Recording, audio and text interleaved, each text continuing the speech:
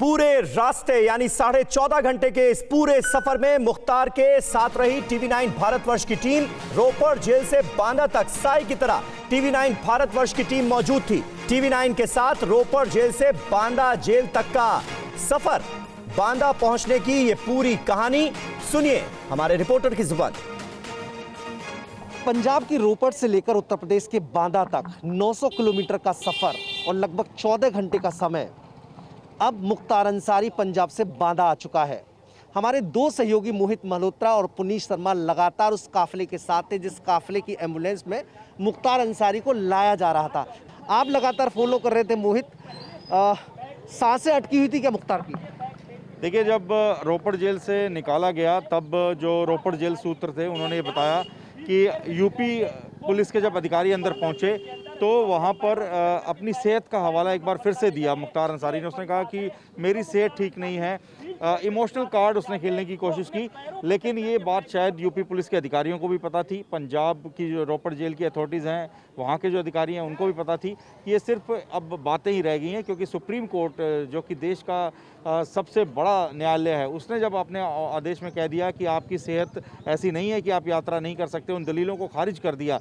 उसके बाद मोहाली कोर्ट में 26 मार्च को एक एप्लीकेशन लगाई गई थी और कहा गया था कि जी एक मेडिकल बोर्ड बनाया जाए, मेरी सेहत ठीक नहीं है, मेरी हेल्थ को एग्जामिन किया जाए, उसको भी खारिज कर दिया गया।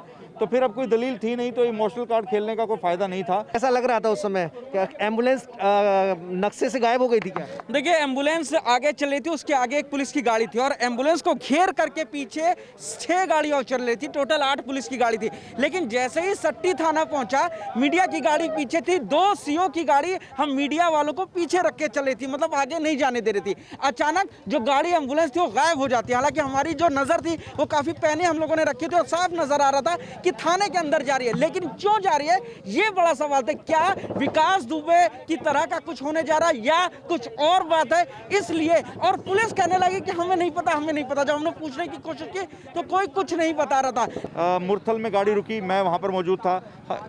इतने हथियार हमने कभी नहीं देखे। ऐसे लग रहा था कि जैसे उनको कोई आशंका थी यूपी पुलिस को कि कोई बड़ी मुठभेड़ भी हो सकती है। क्या ऐसी कोई आशंका आपको लगती है? देखिए, चूंकि 2005 से मुख्तार जेल में बंद है और जेल में रहकर भी उसने इतना साम्राज्य पूर्वांचल, खासतौर पर आजमगढ़, मऊ, वाराणसी, भदोही, उन इलाके में बना रखा है, उससे लगता है कि मुख्तार का नेटवर्क उत्तर प्रदेश में बहुत, उसकी जड़ें बहुत गहरी हैं। तो ऐसे में किसी भी संभावना से कोई इंकार नहीं किया जा सकता।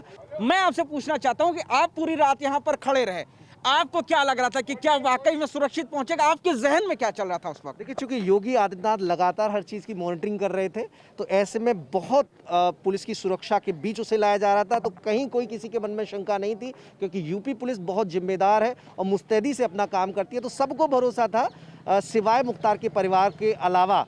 टिकट में बहुत बिठाई गई, सवाल सरकार पर खड़े किए गए, पुलिस मशीनरी पर सवाल उठाए गए कि सुरक्षित पहुंचाने की कोशिश नहीं है यूपी पुलिस की, लेकिन सारी चर्चाएं, सारी संभावनाएं निराधार निकली। मुख्तार अंसारी सुरक्षित मेरे पीछे जो बांदा जेल है वहां पर पहुंच गया है और बैरिक नंबर 16 में उसे रखा गया है। सहयोगी मोहित और सहयोगी पुनीत के साथ मनीष यादव, टीवी9 भारतवर्ष, बांदा। फिक्र आपकी, सोमवार से शुक्रवार रात 9 बजे सिर्फ टीवी9 भारतवर्ष पर।